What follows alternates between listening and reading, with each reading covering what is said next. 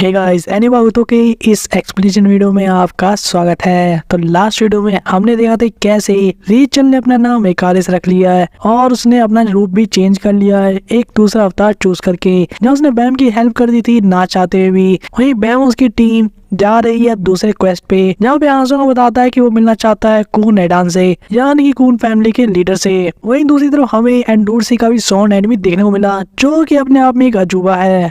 और अब स्टोरी में आगे बढ़ने से पहले नीचे वाले लाल बटन को दबा ले ताकि चैनल सब्सक्राइब हो जाए और स्टोरी में आगे बने रहें।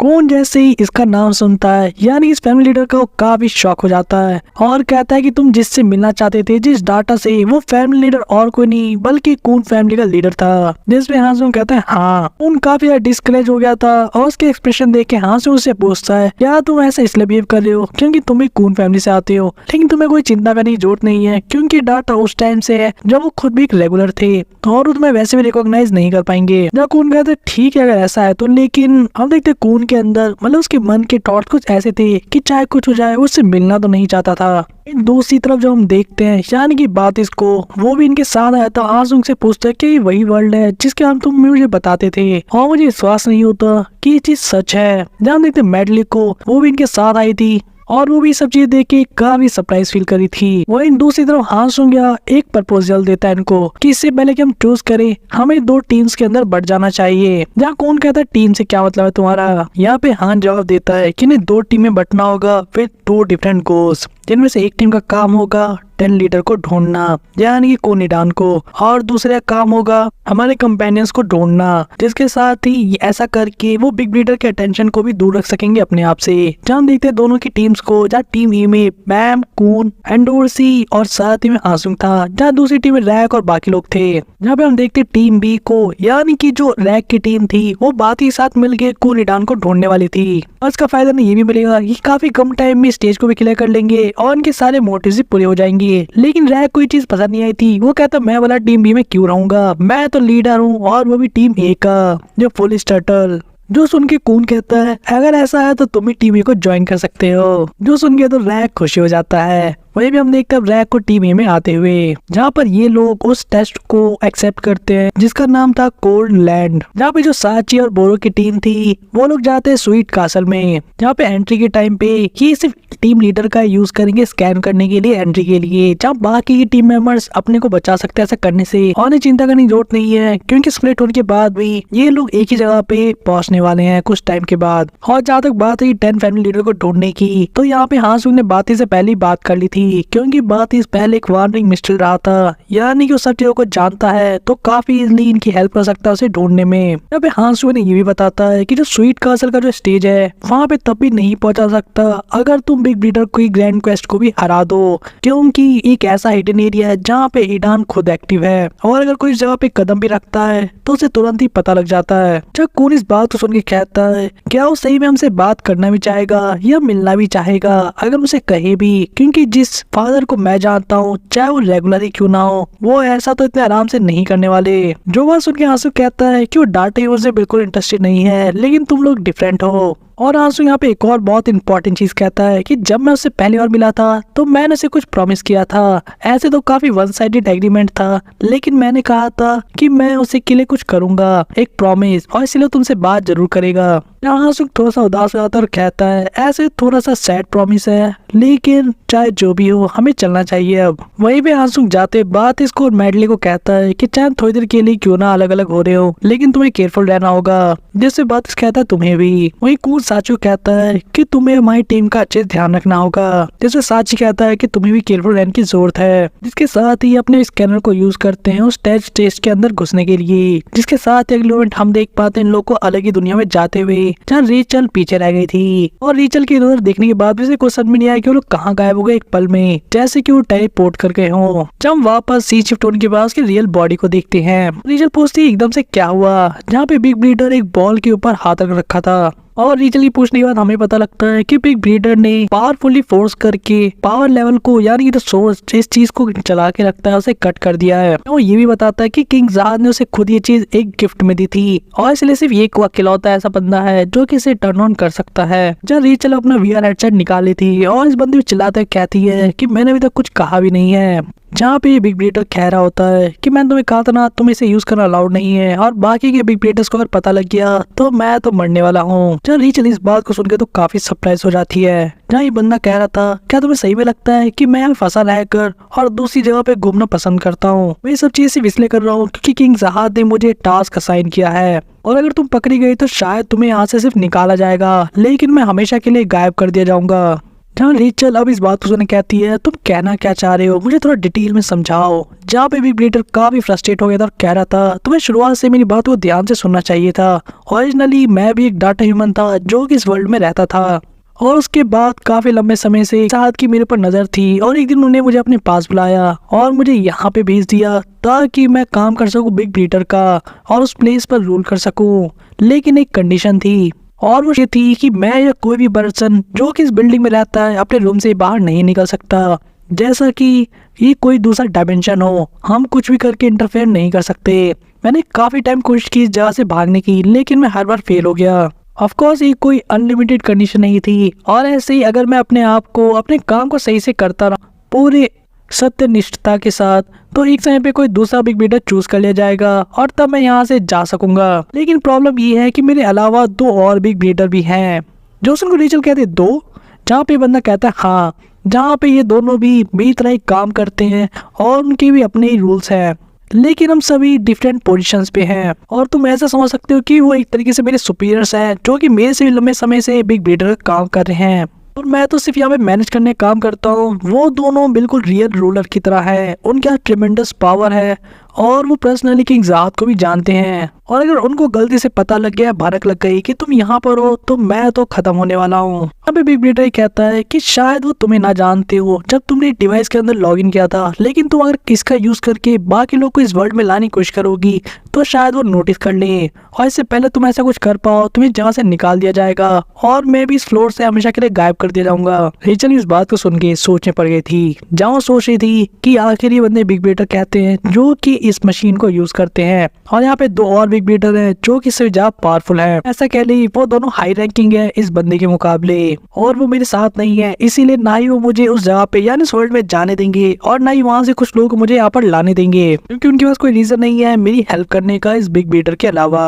और अब रीचल इस बंदे से कहती है तुमने मुझे यहाँ पे इसलिए रख रखा है क्योंकि तुम इस जगह से बाहर जाना चाहते हो और वो यहाँ तक भी कहती है कि तुमने जब ये देखा कि मैं यहाँ पर कैसे आ गई तो शायद तुम भी मेरी पावर का यूज करके यहाँ से एस्केप करने की कोशिश कर रहे हो क्योंकि तुम भी यहाँ से बाहर निकलना चाहते हो। अंत में जब बिग ब्रीडर इस बात को ध्यान सुना था रीचल कहती क्यों ना हम एक डील करें। या दूसरी तरफ जब सीन शिफ्ट होता है हम देखते लाइट को और ये सब एक्चुअल में टेलीपोर्ट होके बैमॉस की टीम थी जो पहुंच चुकी थी स्टेज के अंदर, जहाँ पे हम देखते काफी सी अजीब जगह पे लोगों को जो जगह थी कोल्ड लैंड, जहाँ पे हवा भी काफी चिपचिपी सी थी जो चीज डायरेक्ट सबसे नोटिस करता है डोरसी उस चीज से एग्री करती है। जहाँ पे कून कहता है अभी ठंड भी बहुत ज्यादा है। जहाँ ये लोग कहते हैं कि मुझे लगा कि वहां से कुछ आवाज आ रही है, वहीं दूसरी तरफ हम देखते हैं फाटसो को काफी टाइम बाद जो की चीज के ऊपर अटैक कर रही थी। जहाँ हम देखते टावर जैसे चीज को अटैक करने का तो कहती कि मेरी फीस्ट काफी ज्यादा दर्द कर रही है लाइक क्रेजी। जहाँ पे उसकी दूसरी टीममेट यानी कि स्लीपी भी थी। जब फाटसो काफी थक चुकी थी और कह रही थी कि अब तो हमारे स्नैक्स भी खत्म हो गए, हम खाएंगे क्या भला।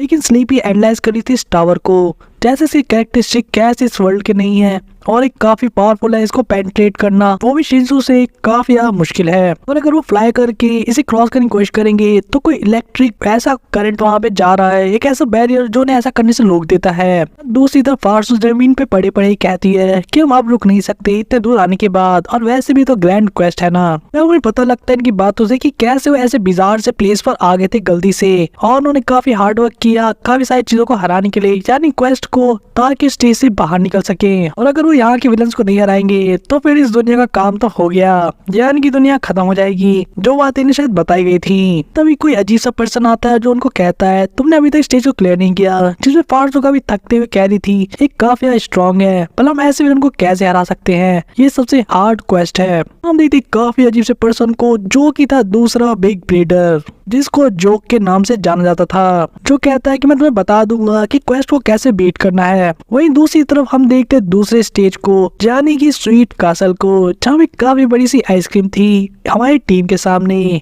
यानी कि साची, बोरो और हॉकनी के सामने। वो लोग समझ ही रहे थे कि यहाँ पे क्या चल रहा है। हम देखते एक मिस्टीरियस कैरेक्टर को, जिसके बाल नीले थे ठीक कून की तरह ही, जो कह रही थी फादर लगता है यहाँ पे कोई आउटसाइडर आ गए हैं और वो इस हिडन स्टेज पर आए इसे क्लियर करने के लिए, जहाँ पे उसका फादर यानी कि हम कूनीडान को पहली बार देख पाते हैं, जो ये सुन के काफी ज्यादा खुश हो गया था और कह रहा था ऐसा है क्या। वहीं दूसरी तरफ जब सीन शिफ्ट होता है यानी कि फार्टसो की तरफ, हम देखते हैं बिग ब्रीडर को, जो कि कह रहा था कि कैसे इनकी हेल्प करेगा और कह रहा था मैं तुम्हें एक हिंट दूंगा, जिससे फार्टसो कहते सही में। वहीं पे बिग ब्रीडर एक जगह पॉइंट करते कहता है तुम वो ग्राउंड को देख रही हो क्या, और वो उन्हें हिंट देता है कि अगर तुम पिलर को डिस्ट्रॉय नहीं कर पा रही तो उस ग्राउंड को डिस्ट्रॉय कर दो जो कि सपोर्ट कर रहा है इस पिलर को, और ऐसा करने से जो टावर है वो टिल्ट कर जाएगा, यानी कि झुक जाएगा आगे की तरफ और इनका रास्ता बन जाएगा स्टेज को क्लियर करने का। और जैसे ये टावर गिरेगा, जो एनिमीज के अंदर छुपा हुआ है यानी कि चैंपियन विलन, उसको ये हरा सकते काफी आराम से। जहाँ पार्ट से इस बात सुनी काफी एक्साइटेड हो जाती है और कहती है थैंक यू बिग ब्रीडर, ये तो जीनियस आइडिया था।